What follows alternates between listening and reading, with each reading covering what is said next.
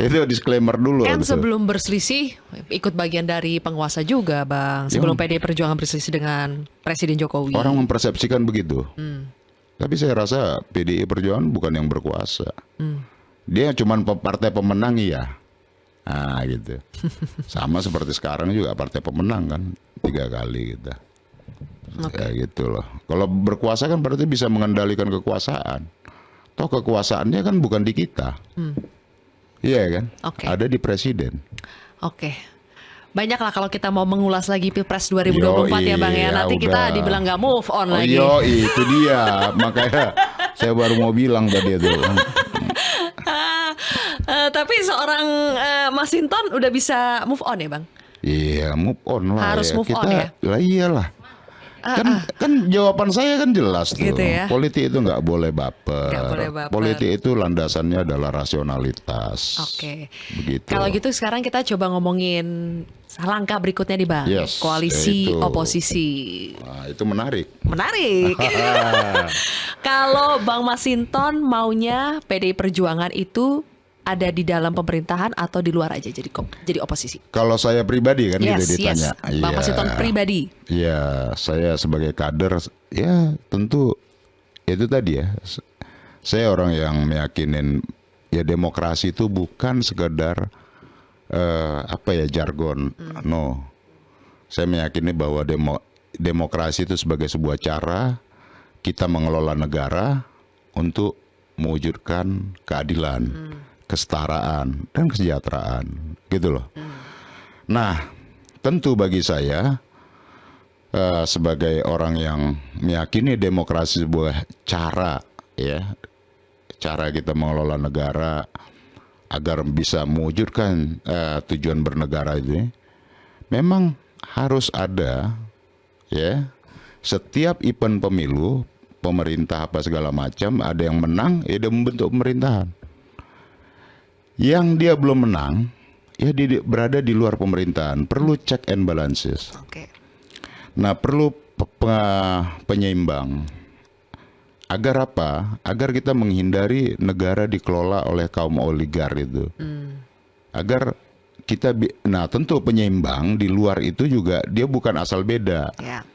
Bukan oposisi ayam sayur gitu ya. Cuman asal beda. Di luar pemerintahan atau yang disebut oposisi tadi, walaupun kita secara terminologi ketatanegaraan kita tidak mengenal kata oposisi koalisi tadi ya. Di luar pemerintahan, dia juga harus objektif dan rasional. Mana program yang itu menguntungkan rakyat, perjuangkan. Gitu loh. Kalau program pemerintah ternyata yang kita yakinin ini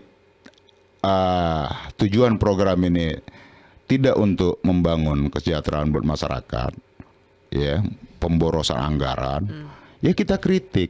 Kemudian bukan hanya kritik, berikan solusi alternatif sehingga rakyat bisa teredukasi. Ya. Ada pendidikan politik kepada publik. Oh ini loh, pemerintah tawarkan ini, yang di luar pemerintah tawarkan ini. Oke. Alternatif. Oke. Alternatif kebijakan yang itu baik Ya. buat masyarakat. Singkat Sehingga kata, masyarakat akan melihat iya, secara rasional dan realistis. Oke lah, kita tidak mengenal istilah oposisi Iya. ya. Tapi kalau singkat cerita, Bang Masinton maunya PDI Perjuangan itu di luar. Kalau saya pemerintahannya. pribadi ya, Yes. tentu partai yang akan memutuskan nanti Betul. sikapnya gitu. Tapi kalau Bang Masinton pribadi lebih Iya, baik di luar saja. Di luar, tapi tetap berteman dengan pemerintah. Berteman dalam arti membangun komunikasi ya. Selama ini kan begini, sejak zaman Orde Baru, kalau berada di luar pemerintah, itu dianggap negatif, dianggap mengganggu pembangunan. Ini kita hilangkan dulu nih, sehingga demokrasi kita itu berjalan lebih berkualitas tuh, Ya. iya kan? Nah, Seingat kita PDI Perjuangan itu di dalam pemerintahan pun ada rasa-rasa oposisinya gitu loh Bang. Sering kan dibilang kan PDI Perjuangan Iya, itu koalisi rasa oposisi. ya bahkan saya sering Kritis. ditegur-tegur tuh. Heeh. Iya. Bang Masinton sering kan mengkritik program Iya, pemerintah. karena memang ya kita harus lakukan kritik, gitu loh. Karena apapun kekuasaan itu kan dia ada potensi dia menyimpang kan juga bisa ada. Tapi apa itu ya Bang yang membuat pemerintahan Presiden Jokowi itu dalam tanda kutip tidak terlalu nyaman dengan PDI Perjuangan? Karena koalisi partai pengusung tapi sering sekali mengkritik kebijakan pemerintah. Ya, kalau kebijakannya tidak sejalan dengan garis ideologi dan program perjuangan, ya kita kritik dong. Iya kan? Walaupun Mau itu nyaman, tidak nyaman. ada beberapa hal yang kita setuju dengan catatan. Umpama seperti undang-undang Cipta Kerja, undang-undang IKN, dan berbagai produk perundang-undangan yang memang dalam aspek pembahasan kita melihat ya tidak begitu akomodatif dengan keinginan masyarakat, aspirasi masyarakat, dan juga dalam tujuan bernegara kita, gitu loh. Jadi seorang Masinton Pasaribu menginginkan PDI Perjuangan di luar pemerintahan. Ya, satu di luar. Kedua, kita harus benahin. Ya. Benahin partai sistem politik kita, termasuk tentang undang-undang partai politik, undang-undang kepemiluan kita, baik pileg, pilpres maupun pilkada. Agar apa? Itu tadi yang saya katakan, demokrasi sebagai sebuah cara. Nggak boleh lepas dari konteks tujuan bernegaranya. Kalau demokrasi model pemilu kita masih begini dan model kepartaian kita masih begini, ini saya khawatir gitu loh. Khawatirnya apa? Tujuan bernegara kita makin jauh tuh. Jalan demokrasi yang kita berdemokrasi ini justru menjauhkan kita dari tujuan bernegara tadi. Bang Maka Masinton ini nanti sebagai koreksi dan evaluasi kita sebagai sebuah bangsa. gimana memperjuangkan ini sementara Bang Masinton nanti tidak ada lagi di DPR? Ya, kita kan sebagai kader partai politik ya kita suarakan dong. Dan menurut saya ya, ini nih beberapa catatan-catatan kita tentang demokrasi bukan sebagai sebuah jargon ya.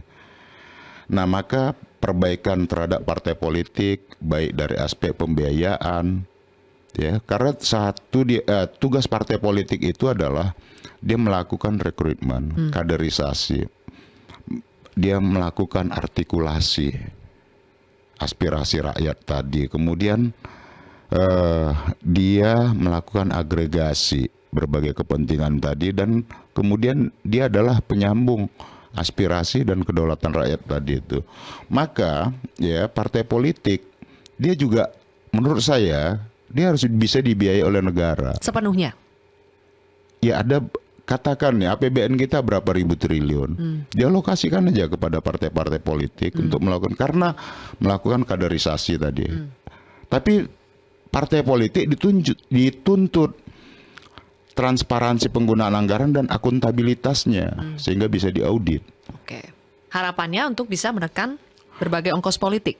Satu itu, kemudian karena dalam sistem politik kita, rekrutmen jabatan-jabatan politik itu melalui partai politik.